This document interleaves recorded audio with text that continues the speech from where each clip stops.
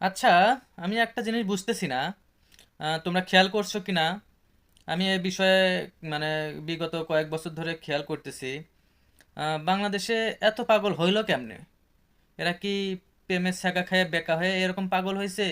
আচ্ছা, পাগল হয়েছে ভালো কথা, কিন্তু এদের মাথায় জট পাকানো চুল, এটা কি সন্দেহজনক?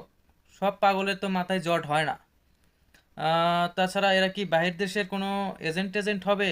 বাইরের গোয়েন্দা সংস্থার লোকজন?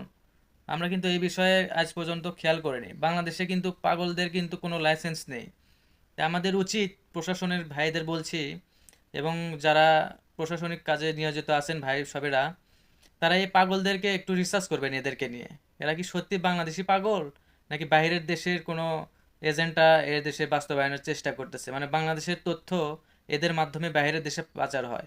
বাংলাদেশে কি কি ঘটতেছে, বাংলাদেশের সমসাময়িক, বাংলাদেশের উত্থান পতন এবং ডেভেলপমেন্ট সম্পর্কে, এবং বাংলাদেশকে ষড়যন্ত্র করে এই পাগলগুলোই মনে হচ্ছে আমার আমার যতটুকু সন্দেহ।